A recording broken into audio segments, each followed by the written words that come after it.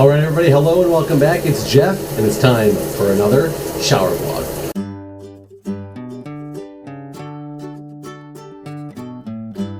Alright, and today on Shower Vlog, it is story time.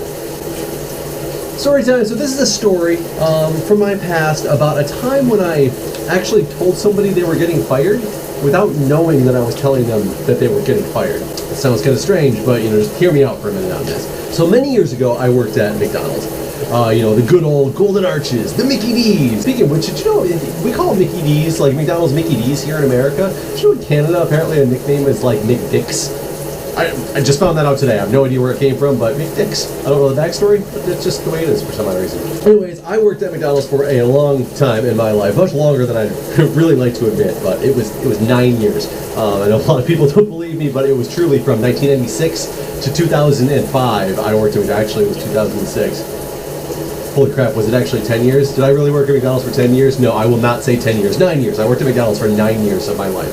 Through high school, through college, after college. It was fun. I enjoyed it. Actually, I love the fast food industry. I love the restaurant industry in general. And it's a good time. It's a lot of fun. I met a lot of cool people. I wouldn't give that up for the world. It's a lot longer than I anticipated being there, but nonetheless, I was there. For those of you guys who are thinking, who's like, man, I'm in McDonald's. I work at McDonald's right now. I work at fast food right now. What do I really have to look forward to? Don't worry. I worked there for a long time. And look at me now. I mean, I'm doing vlogs in the shower. You could also have a nice shower curtain like this one day. Just stick to it. No, don't worry. You'll be fine. Trust me. And if you want to stay there for the rest of your life, hey, that's fine. I love the place. I wish I could stay there for the rest of my life. I just went on and did different things, and you know what? That's my life choice. Your life choice might be different. No judging here. But anyways, I was on and off a manager at McDonald's for many years at the time that I was there. I only ever became a shift manager. I never became a what they call a salary manager over there, because I knew I wasn't going to be there forever, though it seems pretty close to forever, but it's how long as I actually stayed there. But yeah, I would never let them talk me into going to salary manager, though they tried multiple times, and I just stayed a shift manager. And being a shift manager had its own perks and it had its own problems as well. As a shift manager, you had less responsibility than the salary managers, but you also had less ability to be an acting quote-unquote manager. Whereas, I was the manager, but I wasn't allowed to be in the store like by myself during the day. For some reason, once we started opening 24 hours, and you were allowed to do the overnights by yourself, but you just couldn't be there during the day by yourself. I don't know what the deal with that was, but so I was the overnight manager for a long time, so I did work by myself. But even before that, I wasn't allowed to work by myself in the store, so I just always had to have, I was a secondary manager that was always there. Somebody else was really running the show while I was just there kind of supervising the crew. Well, one day, my boss calls me up. It was a day I had off, and he says, you know what, they're really looking for somebody over at the other McDonald's. So McDonald's are split up into a bunch of franchises, not always, but my particular one, it was, McDonald's is split up into franchises. My particular franchise had 4 different stores under it. I was the biggest store. It wasn't me. The store that I worked at was the biggest store, the busiest store. If you guys actually want to know, it was the Grand Blanc one in Grand Blanc, Michigan. That's the one I worked at. And so the franchise was my store and 3 other stores. Like I said, ours was the busiest one. We always had the biggest crowds and all that stuff. The other ones were actually connected to gas stations, so they got some crowds, but it just wasn't the same. And there were much smaller crews that worked there. They only had 1 assembly line at these places. We had 2 at ours that were opened up a lot of times during the day, especially during lunch rush and things like that. So we were really a busier store. But boss called me up one day, it was my day off, and they said, hey Jeff, they're really looking for somebody over at the other franchise, the Thompson Road franchise, if you really want to know. It's they need a manager to work tonight until 11 o'clock. Can you go pick up that manager shift?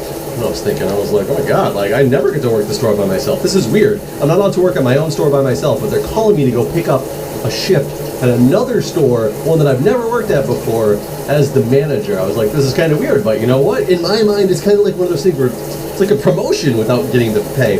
It's more work for no pay. But nonetheless, I was excited to take on the task. So I said, sure. So I go over to this place. It's about 4 o'clock in the afternoon. Normally there's a manager there from 8 to 5, and then somebody comes in for the overnight at 11, and there's some swing managers in between. And I figured, okay, I'm probably going to get there. There's going to be a manager that's working until 5 o'clock. I'm going to get there about 4 o'clock, have an hour to kind of get caught up in what's going on here, and then at 5 o'clock it'll be my store until 11. And that's pretty much what it looked like when I walked in the door. Walk in the door, there's a manager there, working already. My franchise owner's actually there hanging out too, because he knew they were about to have no manager, so he was making sure that I got there and all this stuff. So I get there, Start scoping out the scene, introduce myself to everybody, and start kind of working, checking it out. Where's the manager's office? Where's the safe? What's the kind of crew like here? Make sure the fast food crew can be a little bit, when somebody comes in a management position that they've never really worked with before, they can be a little hard to get along with. So you gotta kind of feel out the crew and see where they're gonna be. But either way, so I talk to the crew, introduce myself, jump in, start working on this assembly line, go work in the back and do something in the back cash area, just so I'm familiar with their store. And after close to 5 o'clock, I'm thinking, okay, I'm ready. I'm familiar with this place. I know what's going on. I'm good to go. So I go up to the manager who's going to be leaving at 5 o'clock, and I said, okay, I just need your keys before you leave and your safe to or a password to the safe so I can get in and do the cash out at the end of the shift. And she goes, I'm not leaving. I just got here at 4 o'clock. I'm here until midnight. And I was like, oh, this makes so much more sense. Of course they're not sending me over to a store to work by myself. What an idiot. Like, I'm a manager at a store that I'm not even allowed to work at on my own, but I'm thinking that they sent me over to this other store to work at on my own. Like, this is dumb, Jeff. Come on, get it through your head. Okay, they just had a hole. They needed a second manager there like they would normally have 2 managers. I don't know what the staffing of their store is. I get it now. I'm just here as a backup manager. So I get back on. I start working. About 5 minutes later, my franchise owner comes up to me and he goes, okay, Jeff, you got the place all figured out? I said, yeah, I'm all good. He goes, okay, I'm get ready to take over. The store's going to be yours in a minute. I was like, what do you mean the store's going to be mine for a minute? He's like, yeah, I just need to get you some keys and a password to the safe, and then you'll be running the show. And I was like, but, Jenny, I don't even know what her name was, I'm just going to call her Jenny. I was like, but Jenny just said she's working till midnight. And he's like, yeah, I'm going to go get you her keys and her password to the safe and everything. So, because she's going to leave. And I was like, oh, but like I said, she just told me she's working till midnight. And he goes, oh, you didn't realize that? I thought, your store manager had told you and came over here. I need you here because I'm firing her right now. So that's why we're not going to have a manager. Okay. So, not only did I come over in the middle of a situation of somebody getting fired, that I had no idea that this person was getting fired.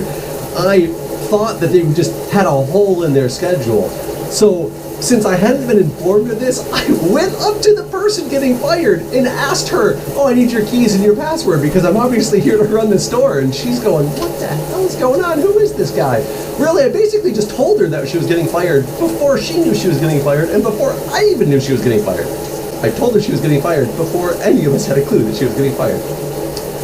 Yeah, so that was fun, that was different, that was interesting. And if you're thinking like, oh, what a dick move by the franchise owner or your store manager, it was actually just they're both great people. It was just a communication issue. Franchise manager had called the store manager to ask if I could come in, assuming the store manager was going to explain the situation to me as to why. Store manager thought that the franchise manager would have been the best person to tell me this, so he didn't say anything, thinking the franchise owner was going to tell me what was going on when I walked in the door.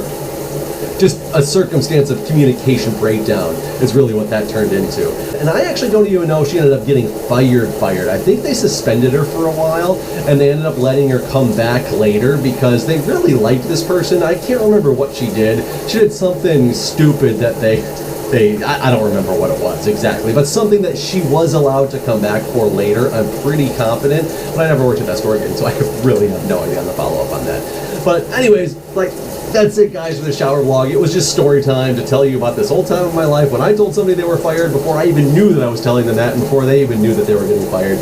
Just kind of interesting. It's one of those things that when you get into those situations, just roll with the punches. I mean, nothing you can do. I'm in that situation. I was there, kind of caught in the middle. Hey, make it work the best you can and get through it, and you'll have a good story for your shower vlog in the future. Anyways, guys, I will see you next time.